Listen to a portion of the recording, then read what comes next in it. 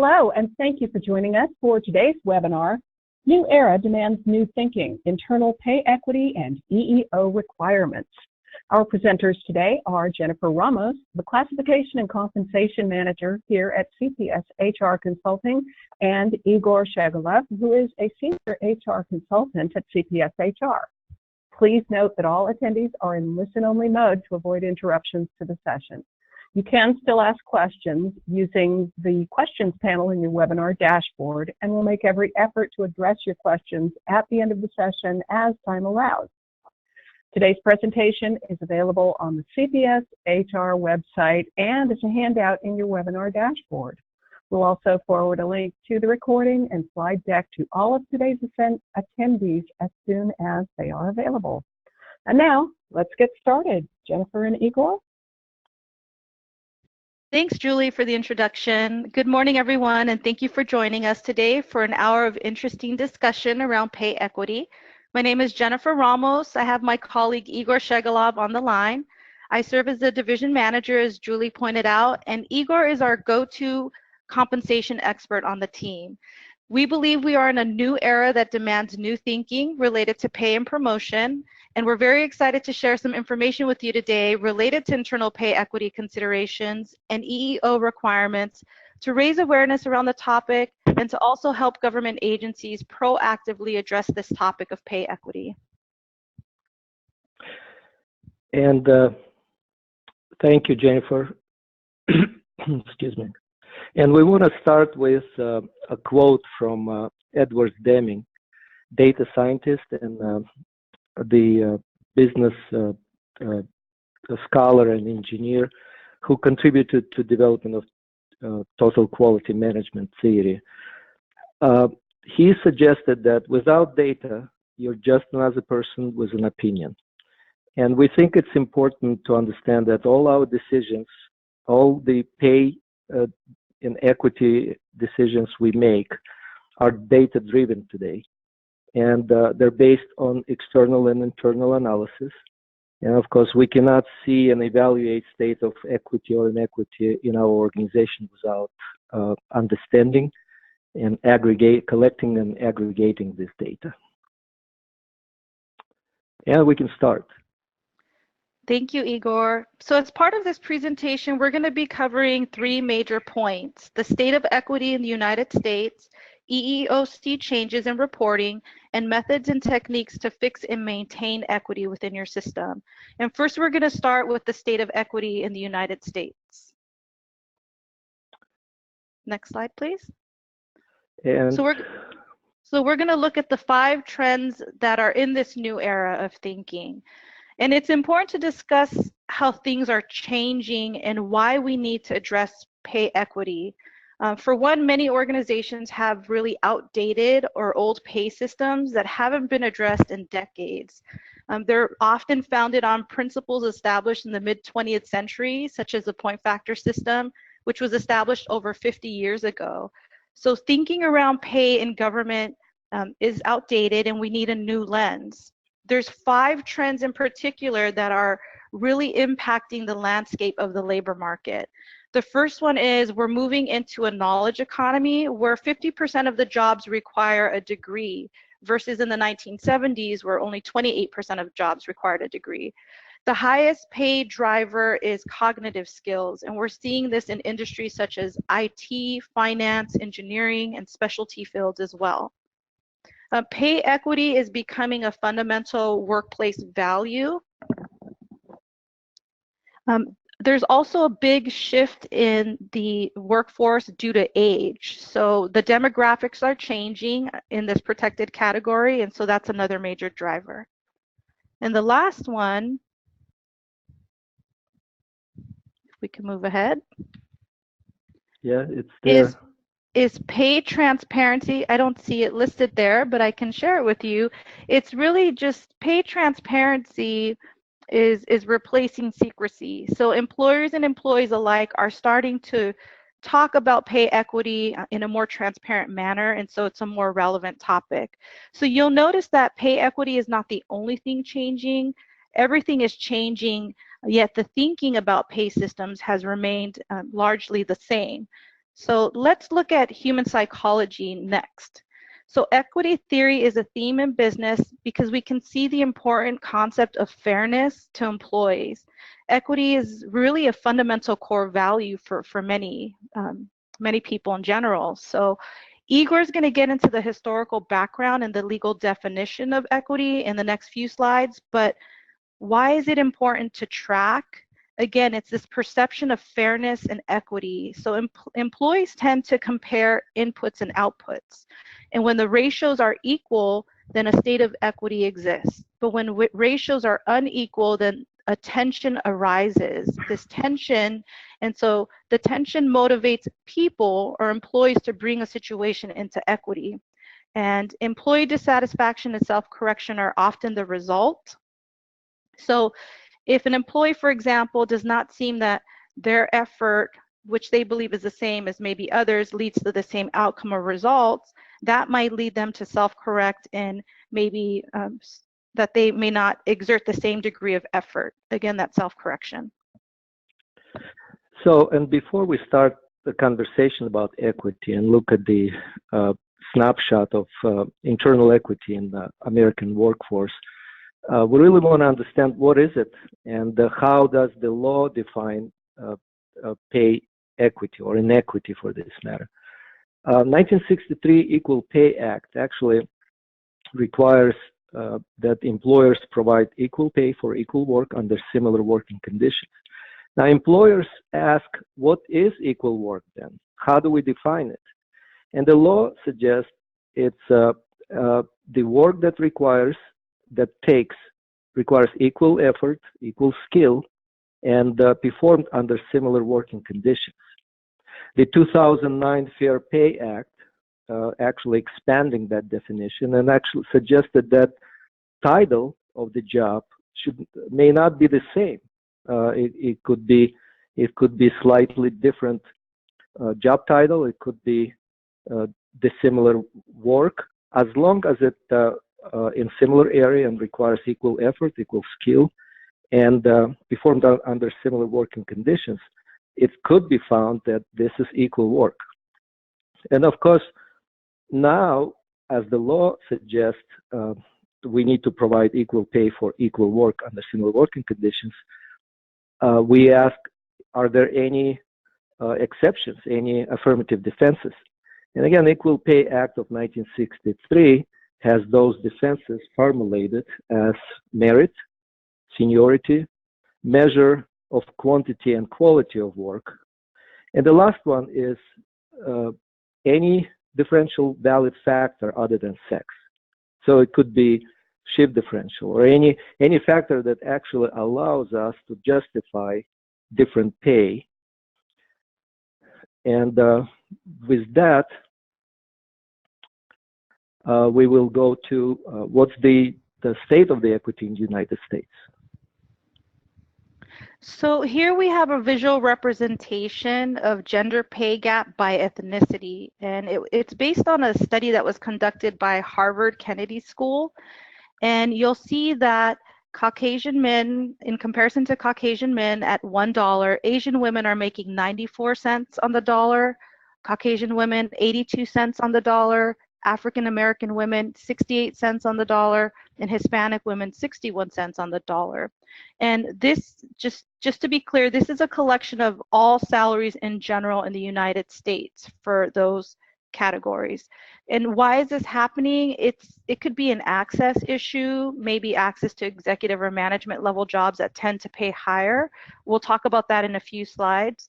And so the next slide is gender pay gap by state.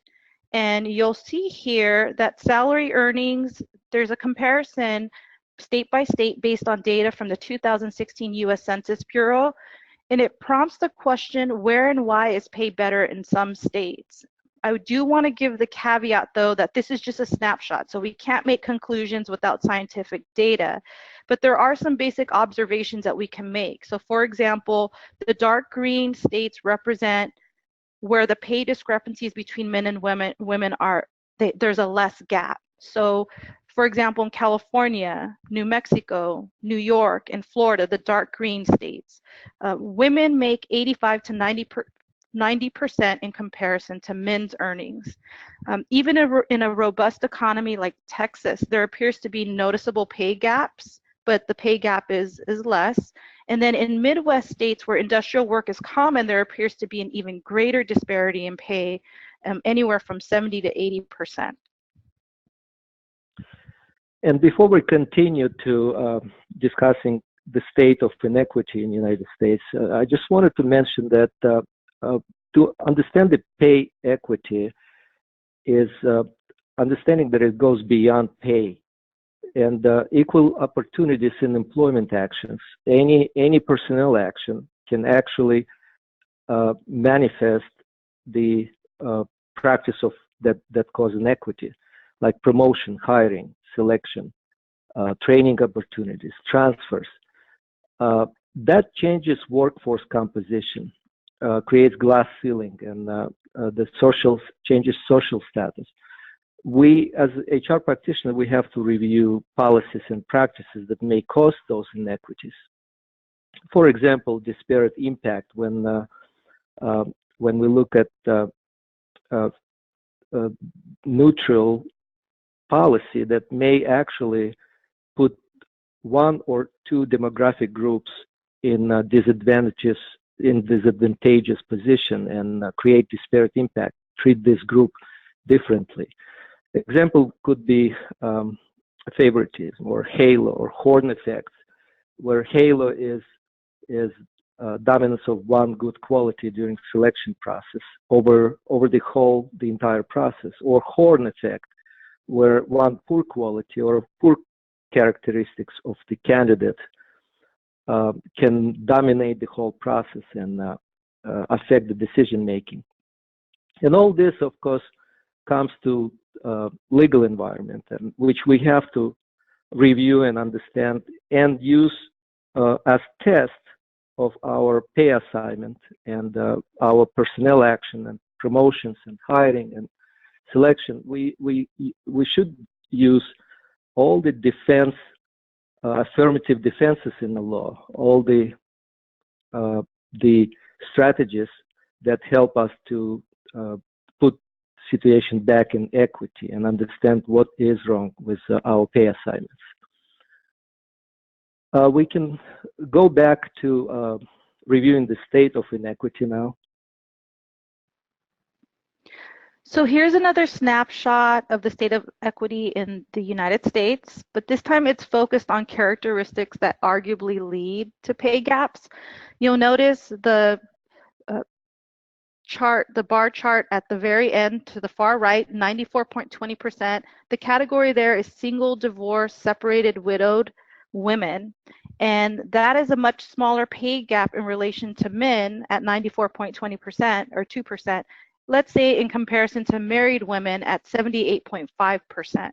So that's how to interpret this data chart. And it's based on the Bureau of Labor Statistics. Can we go to the next slide, please, Igor? In this slide, we see that gender and various characteristics of pay gaps, but we're looking at corporate ladder in this case. So we see that we start at the same entry point. So entry-level jobs tend to be more equitable. However, the distribution of jobs or the composition of the workforce really changes as you look at promotions or climbing the corporate ladder. So we see the ratios change significantly, specifically for women and minorities. And the source of this research is McKinsey and Company. So you'll see again at the entry level, which is listed at the top, there's more equity, and as you move up through the C-suite or down in this visual, that the representation of women and minorities decreases quite a bit. And all this, of course, created the situation where EEOC decided to change reporting requirements and add a pay component to EEO-1 report. And this next section will be dedicated to that. The changes to EEO reporting is effective now, and it will affect the reports for 2018 and 2017. EEO-1 report is applies only to federal contractors, for-profit and non-for-profit. We assume that some of the participants in today's webinar complete EEO-4 report, which is not, which does not have this additional payment requirement. But what is being reported now in EEO-1 report is the numbers of employees by category, sex, race, ethnicity in each occupation. And now EEO adds to existing reporting structure 12 pay bands, and they say that now not only you have to report number of employees and population in those demographic groups, but also you use W-2 entire earnings, including bonuses and incentive pay, all variable pay, and add this to the report, to each of this demographic category, to each of the groups. Of course, the impact is that we need to review and need to look what policies actually may affect total earnings, and if our total earnings in the organization create inequity, then we need to understand what is the cause, why this is happening. Of course, employers' responsibility is watch for those policies and apply them in consistent manner. It's important to say that EEOC actually reduced this requirement for 2020 and 2019 going forward, and they said that employers still need to complete this and include pay for 2018 and 2017, but going forward they will give more direction and probably reduce it. Comes to mind saying of Albert Einstein, who said, just because we want to measure something doesn't mean that we could, and just because we can measure something doesn't mean that we should. So apparently EEOC decided that the burden they put on employers to collect and aggregate all this data from W-2s and add it to EEO-1 report does not outweigh the benefit that they will have. Again, in the future we will report how is it going to change, and but it is important to show that this is the trend, not only from legislators and not only from government agencies, from EEOC, but all employers and all state legislators now looking into equity and enacting new laws. This next slide shows actually those 12 bands that EEOC requires to populate.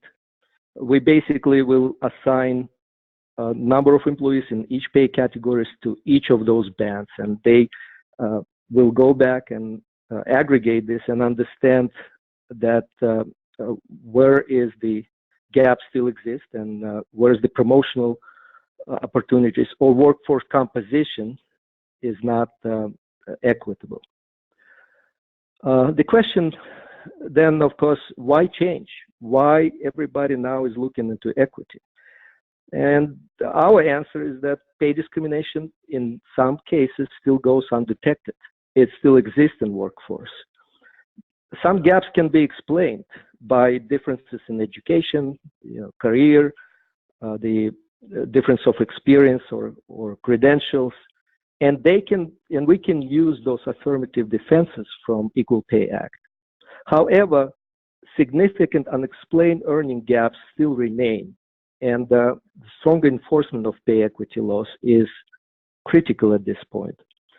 But it's also important that we do it not because it's a law and not because everybody's looking into this, but because this is the right thing to do.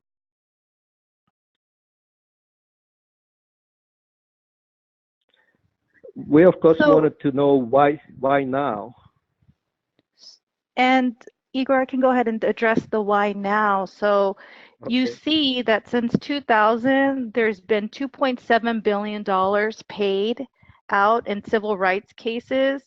In 2018 alone, the EEOC received over 1,000 equal pay charges. And so we see that this is becoming an increasingly relevant topic. Just this morning on LinkedIn, Wall Street Journal, and Forbes, there was references to pay equity. The headline read, Walmart faces pay bias bind.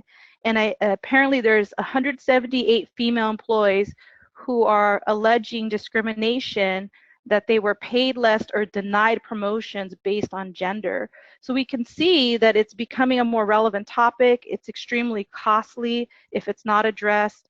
And there's really a lack of understanding around the inherent biases and then also the legal environment and the requirements. So as HR practitioners, we're on the front lines and we need to proactively address pay equity. So in the next section of the presentation, we're going to give you some practical tools for how to address pay equity.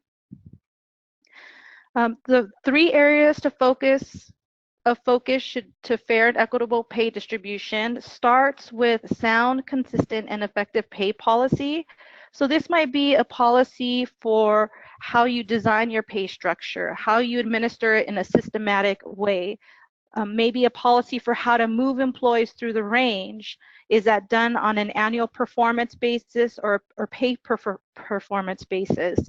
And then the second point is the drivers or criteria of setting pay. They really need to be defendable and measurable.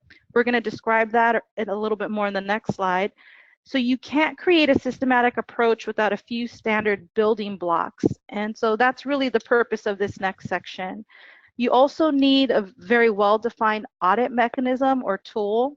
Let's say, for example, you have a scatter plot diagram of where all employees fall in their pay within your organization, and then you identify females and minorities in specific in relation to all employees. So you should be performing these periodic audits every 2 to 3 years. If you have a dysfunctional pay system, it affects employee morale. Employees will complain, especially if they're reaching the top of the range too fast, or again, the perception is unfairness in the pay practices. So having that written policy and some building blocks is really essential. If there's no system in place, then pay equities will exist. And so that's why it's important to have criteria. Some of the drivers or criteria are listed here. Relevant job experience, performance, measure of quantity and quality is a subset of performance, education and certification levels, seniority, maybe skill level. One example of relevant job experience is the concept that the more experience you have, the more money you will earn. For performance, maybe that's annual evaluations where employees move within the pay range again, some standards for how that happens within your organization. An example of seniority would be longevity pay, rewarding employees for how long they remain within your organization. You can also combine multiple criteria, for example, experience and performance, so that you're rewarding employees based on output. And so these are just some of the criteria that we see, that we recommend. We also see in the labor market that you can use to set up your pay system. Again, what's driving the decisions that you're making around pay. So we'd like to conduct a poll at this time. We'd like to poll our audience. And there's 5 options here. And we want to know, Igor and I are interested in hearing from you. If you had to select just one criterion to drive pay setting, what would you choose from the 5 options that we've covered? If you can make that selection now, that'd be great. Okay, so responses are coming in. And again, the choices are relevant job experience, performance, education or certification, seniority, and skill level. Responses are coming pretty quickly, but we'll give it just a few more seconds to let those last few folks go ahead and respond. And of course, you can choose only one. And then we will go ahead and share results. Just a couple more seconds. And, okay. Looks like that is everyone. So we'll close the poll and we will share the results.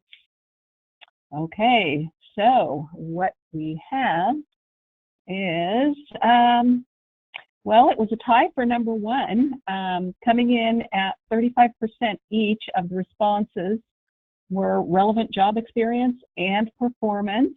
Next was skill level. 16% of the respondents weighed in with skill level.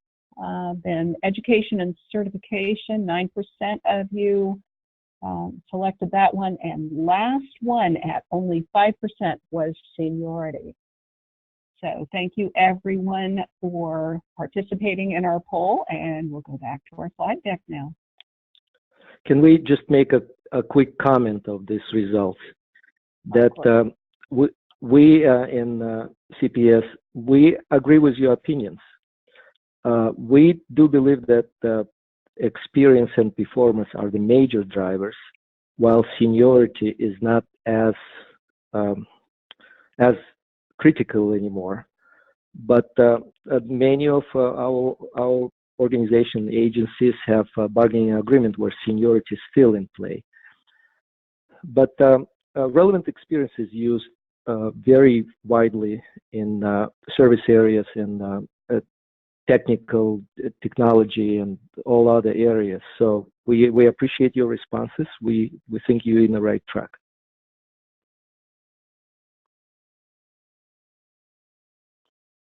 Thank you, Igor. So next we're going to be talking about building blocks of effective pay structures, primarily range bandwidth from minimum to maximum of your salary range, midpoint progression, and grade overlap. And we recognize these are really technical terms, so Igor is going to walk you through some very specific examples and again give you some tools to work with. But really what we're trying to achieve with these building blocks of pay structures is a mechanism for you to more effectively recruit, retain, and reward employees. So unless you have a well-defined pay structure, again, you can't have a systematic approach to pay, and you likely are not going to have a consistent and effective way of setting pay. So this is very important because it affects the job worth and market alignment. It also is a link between internal policy and external equity. It optimizes staff movement or career progression because employees can see a clear career path within your organization. So again, you're more effectively retaining them. In the case with external equity, you're going out to the labor market, you're collecting data, you're making data-driven decisions so that you can more effectively recruit and reward employees.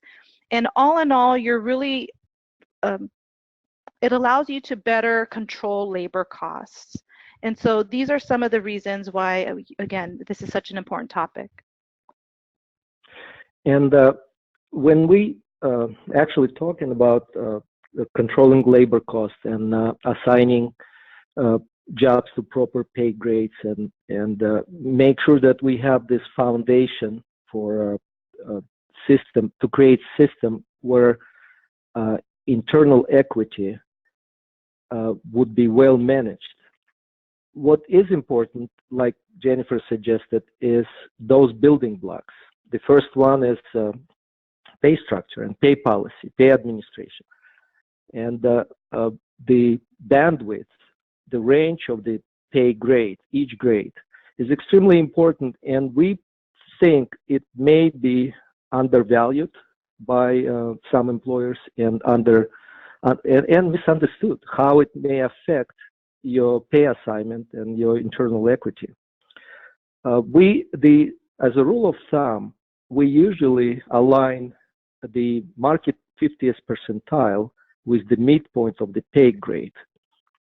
So as a 50th percentile of the market and midpoint of the pay grade are all the same, now you can see that broader, wider bandwidth in the organization may actually create some inconsistency with the market. It will not be reflective of the market.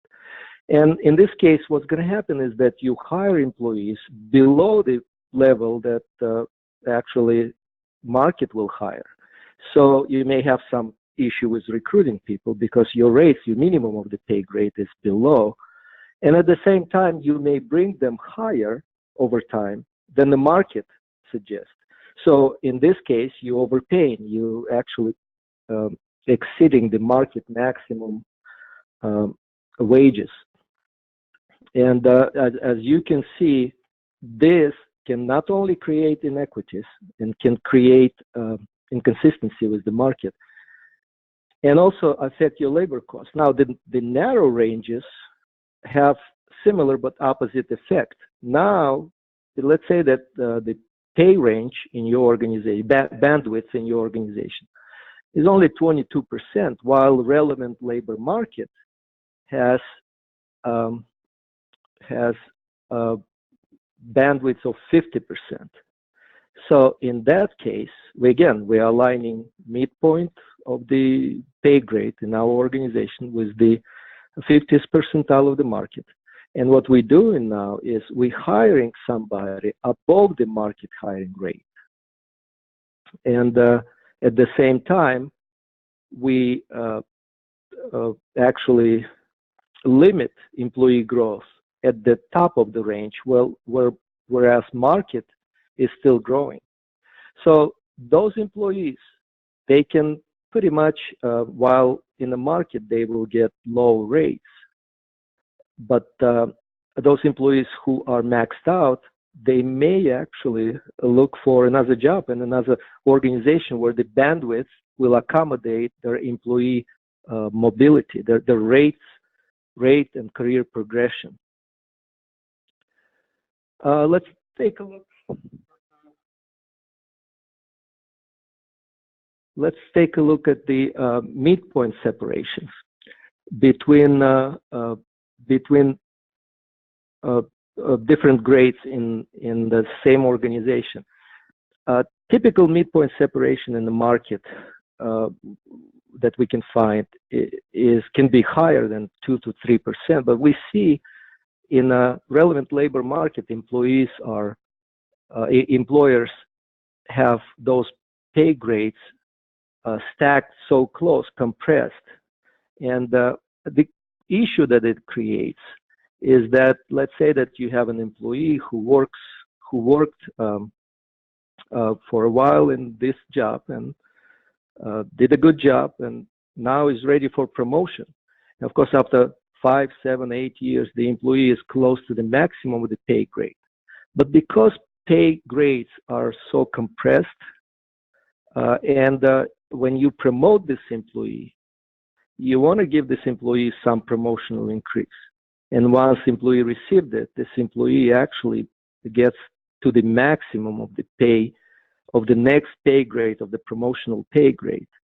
Now employee has no room to grow, and that also affects morale, and employees maxed out. And if you have some practice of instituting cost of living adjustment or merit increases annually, and everybody is receiving those pay increases, that employee that just been promoted actually now at the top of the grade or very close to the top of the pay grade, and that also can serve as dissatisfier. But all this, of course, important if you have you build the very consistent and the pay structure that has integrity. And then you have to decide within that pay structure what would be those building blocks when you build it, based on the objectives, on mission, on your organizational values, on your organizational specifics. What are you trying to accomplish? Who are you trying to hire? Who is your population? We see very often that in the marketplace, different agencies and organizations have either step systems or open range systems. Now you see here the example of open range system that has 50% bandwidth and about 10 to 12% midpoint separation between those grades, pay grades. We feel that the advantage of open range system is in that it gives you flexibility mobility of employee progression, employee pay rates, growth. But it also gives you a consideration of moving employees at your pace, how your organization believes they should be. Because when you institute step systems and you have to move each employee to the next step every year, otherwise, of course, they will complain. And that, on one hand, that becomes some kind of entitlement. They feel that they have to be there. And if they're not, if you don't move them to the next step, they would question why not. But it also makes you commit your budget. Whether or not you have money and you budgeted for increases next year, and what kind of increase, you have to move employees to the next pay step every year. The open range system, while has some advantage, at the same time, most inequities can be found within those systems, because while we can create the best pay structure, we can create the system with integrity, very, very well thought, well organized pay structure and pay policy. How we move people inside of those pay grades, that becomes an issue. And this is where we will dedicate the rest of our presentation, explaining why it is important that employees actually are moved in very fair, consistent, systematic approach. Just wanted to add that among the open range pay structures, you can find a so-called fan system. The system actually has moving, floating bandwidth from grade to grade. It goes up. Can be this is illustrative only. This is fictitious system, so please don't implement it without consulting with us. But the key here, the idea behind this fan system is that the jobs that are repetitive and routine and don't require a big body of knowledge, they have narrow band, narrow range in their pay grade, whereas professional jobs have a larger, bigger body of knowledge and more accountability and higher level of decision making. Those are professional and management jobs, and they have wider ranges to accommodate for this growth and to accommodate for the difference in skills and accountability. You may have manager who has finance manager who is responsible for $50 million budget, and finance manager who is responsible for $500 million budget. And of course, all those jobs are size sensitive. We also Igor, if you could go back to the previous slide. Can you give us some more advantages or disadvantages of this system or structure, and where we would typically, what types of jobs we would place at the 30% range bandwidth versus 67? Of course, you would have, and of course all jobs are important, and we don't want to insult anybody. But let's say that you have your very simple repetitive job that does not. I will use elevator attendant, if you will. I had actually a relative who was a very proud elevator attendant. This job does not require much knowledge. Why should we pay very wide range?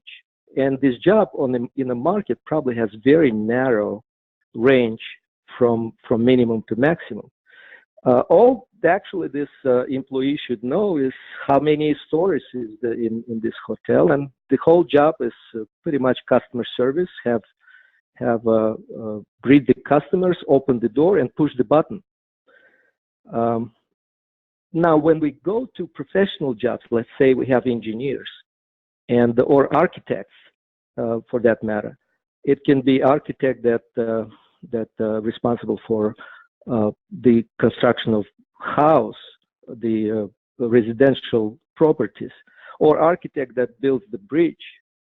Those are those jobs require a completely different set of skills, and the second job requires much more knowledge. That's why we have to accommodate for this, and we have to make this bandwidth broader. Without using this, there is really, just like Jennifer suggested, there is no foundation, there is no building base for a good pay structure. And without pay structure, there's no environment to fix your inequities, to even know how to move people. And sometimes you can create good, very fair, equitable system.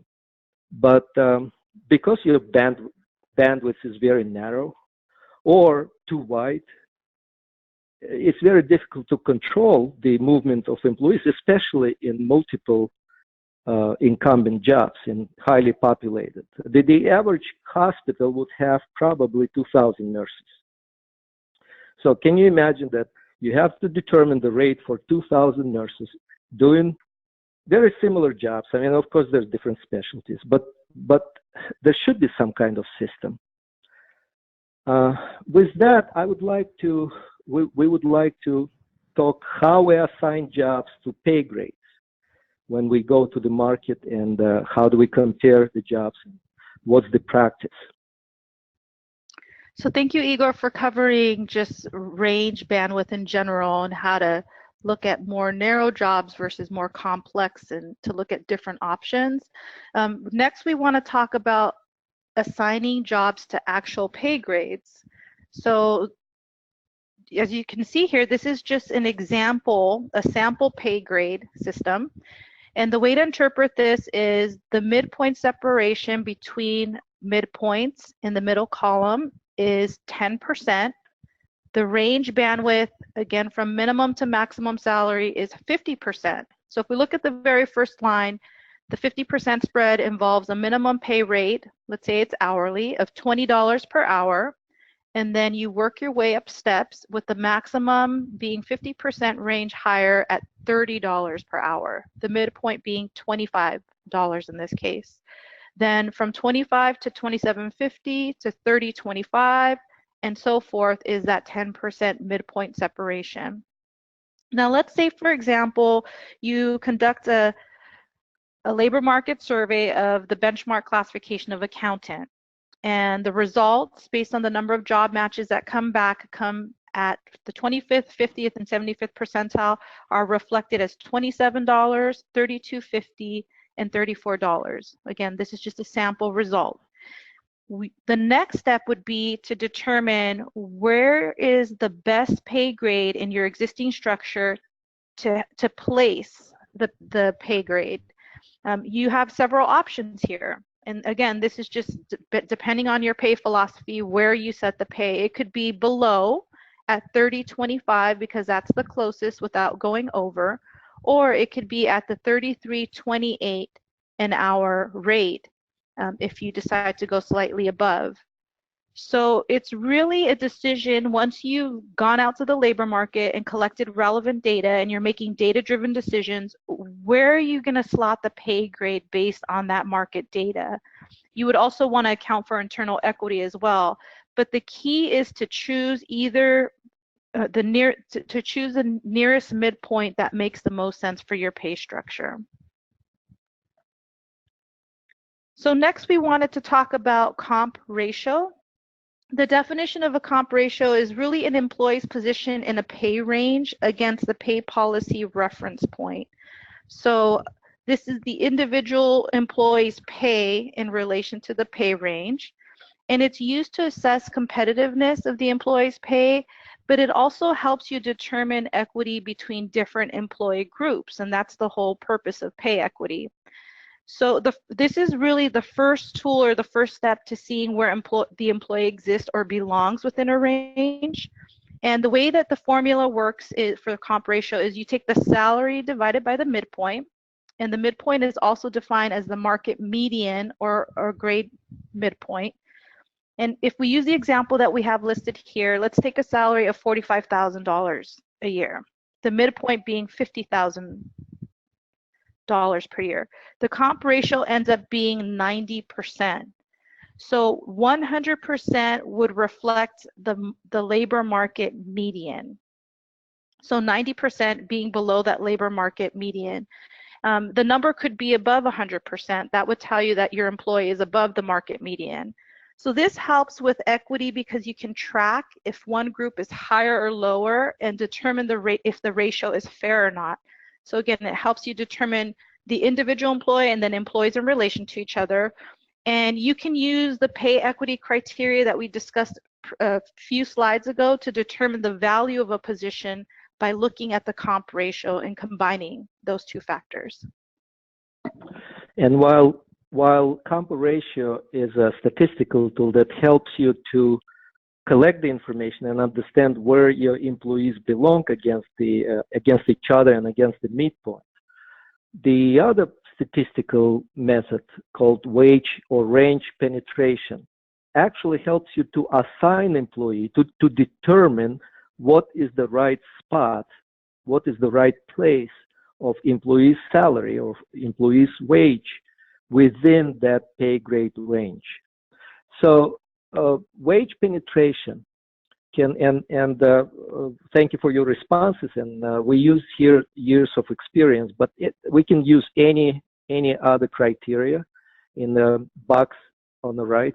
We can use seniority, or we can use convert it into the points or ratings of performance or skill level and so on and so forth. But for the purpose of this discussion, let's use years of experience, and we make assumption that more years result in better job, which is not exactly good, right, always correct. But again, we're making an assumption. And now, as you can see in a box, in a table under wage penetration, you can see that those percentages selected in the regression format. We use regression to assign them. So they're not the same from one year to another. They are higher from in first 3 years, which, by the way, where your major turnover is, as research tells us. And they go at the smaller rate, like for example, from 13 years to 14 years, you get only 2.5% difference, while from 1 year to second year, you get 10% difference. Now, again, how much do you learn first year on the job? You learn the most. And what's the difference between 13 or 14 years on the job, really? That shouldn't be that big of a difference. The formula for wage penetration is employee salary minus grade minimum divided by grade maximum minus grade minimum. You will get to any of these numbers or percentages or in between of these percentages. This is how we create this regression. And that's, again, the table on the left will show you that those percentages using certain regression create that kind of curve where you expedite employees' growth, employee wage growth to 50th percentile, and then you slow down their growth after 50th percentile because they're already over the market. And what happens now is completely opposite picture when we have inverted curve. That employee comes as a new hire to your organization, you give them 3%, and the rate is, for example, is $10, and 3% of $10 makes 33 cents, and that's what they get first year, and then they get another 3%. And as employees' rate is growing, each 3% every year, let's say that you use cost of living, each 3% now added and calculated at the higher rate of employees. So that creates completely opposite inverted curve. And that actually doesn't help your cost controls, and it grows employees' rate exponentially, and makes employees stay longer on the job. However, after they stay there for 10, 15 years. However, again, you don't put dollars where you really should, where it would serve you better. If you look at wage penetration formula here, we can say that by years of experience, each employee, regardless of race, color, sex, religion, national origin, will have absolutely exact place in the curve, in your pay range of each grade. Igor, if I could just chime in really quickly. A different twist on the wage penetration topic that you've been discussing and the value of having a policy or mechanism for where to place employees. That's probably one of the biggest questions we get after we conduct a compensation study and we're looking at implementation, is where should we place the employees in their new range that you're proposing, the new salary range? What is an appropriate wage penetration? Should they go from where they exist currently in the range to the same comp ratio or range penetration, or should they now have just room for growth over time within the new range, maybe at the lower end of the pay range? So I think having these tools in your toolkit is really relevant to addressing that. Absolutely.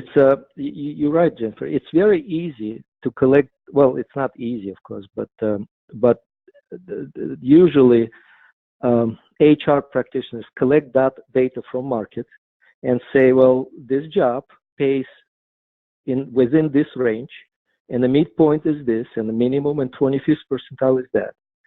And that is a good information, but it doesn't help your employee growth, employee wage mobility, employee equity, internal equity. It doesn't help because after all this, collecting all this data, you still don't know where to place the employee.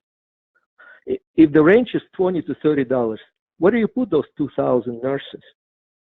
So if you look at this scenario, we have Jane, who is new hire accountant here, and she, as we discussed, she goes into the job that assigned to pay grade with range $26 to $39 per hour, which is 50% bandwidth.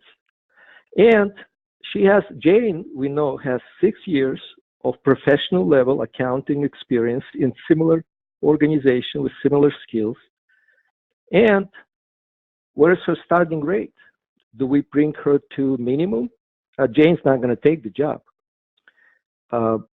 Imagine that Jane has 20 years of experience and moving from East Coast to West Coast. And we can bring Jane to minimum of our pay grade for $26. She wouldn't take that job.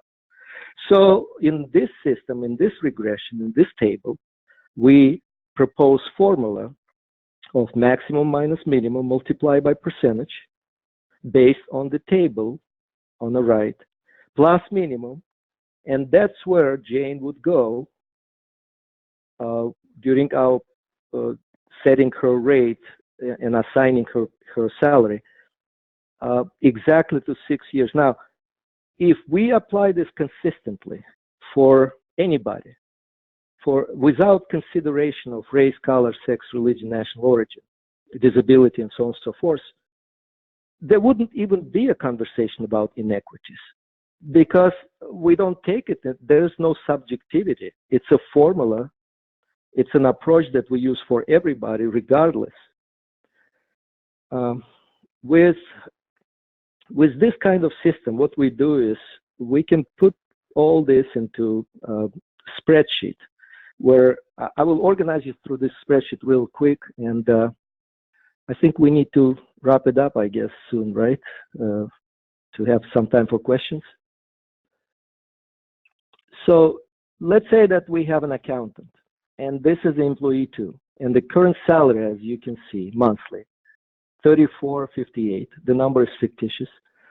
And the pay grade we assign, also fictitious, 108, with minimum, as you can see, pay grade parameters are here, minimum, midpoint, and maximum. Midpoint is $35.90. So we see that accountant actually rate is below the midpoint now. But the accountant has 8 years of experience. In our system, accountant by wage penetration belongs to 53rd percentile of the grade, with a comp ratio of current pay structure 96%, 3.7% below the midpoint. And comp ratio of targeted rate, we call it employee equity rate here. But this is the target, 3626, is 95.4. And the cost would be 2,000. Those spreadsheets are easy to establish for employees as long as we agree on the concept and that you agree on the curve and on the regression formula and how do you move, how fast you move employees through the pay range.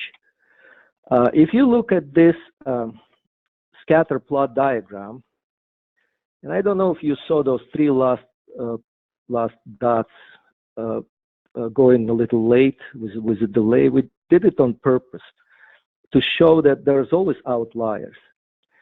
So in the axis of experience versus dollars, you can see, let's take a look at 10 years of experience, where each dot represents one person, one job. I'm sorry, the same job, one person, one rate. So you can see in 10 years of experience, one person would be making significantly more than the other. And employees, and those are studies conducted by peer-reviewed and published by peer-reviewed papers. They don't like this pay dispersion. Employees don't like when doing the same job, but pay is completely different. The gap is so significant. So what you do is you apply, first, again, to summarize our webinar, you build that, you revisit your pay administration blocks, your pay structure, your infrastructure, basically, your pay structure, your pay policy. You select criteria that you're going to use to determine target rate for employee or equity rate for employee. You apply it consistently through everybody. And then you adjust your pay structure to the market, to reflect the market. And you will have more compressed workforce wages and more and less inequities in your organization. With that, we're gonna complete our presentation and open it to questions. Thank you, Igor and Jennifer. And we do have quite a few questions, but here's one that just came in the last couple of minutes that I'm hoping you can address because it relates to something you were just talking about. Asking, could you explain again where the 46% came from in the case of Jane? You just touched on that one. Could you go over that? I will have to go back. Okay. I will gladly play this animation again for you. So, do you see in a table we have in headings we have years of experience, and the second column headers say wage penetration. That curve here is exact copy reflection of this table. We created regression, and again, you can change this. This could be not 10% for 1 year, could be 8% or 12%.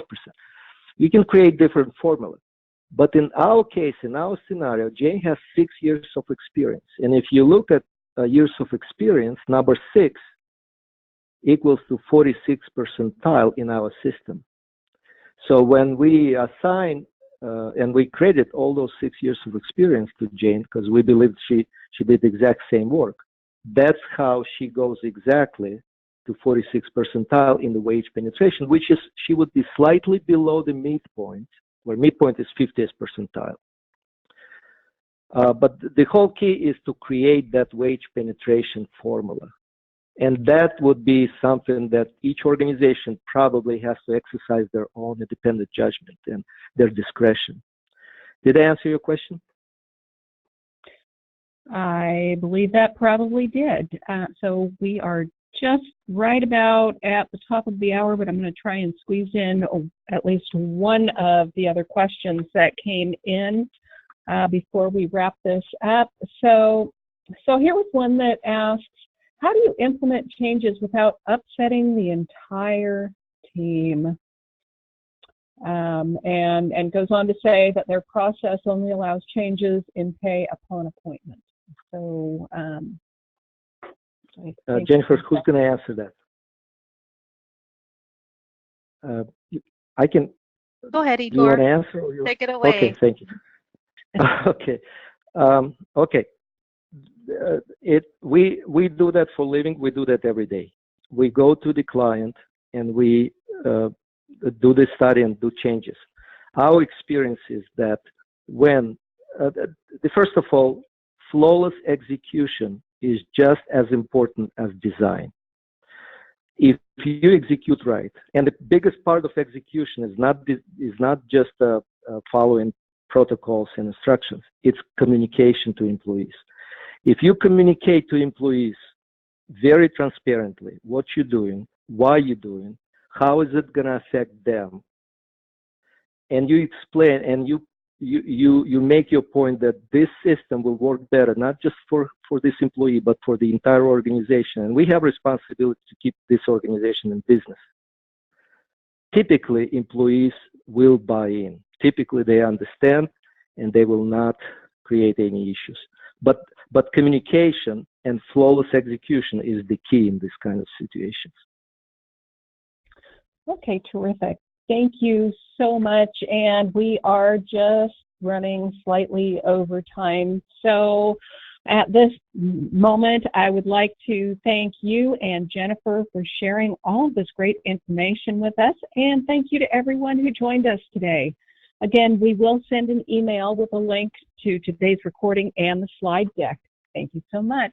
Bye-bye. Bye. Thank you.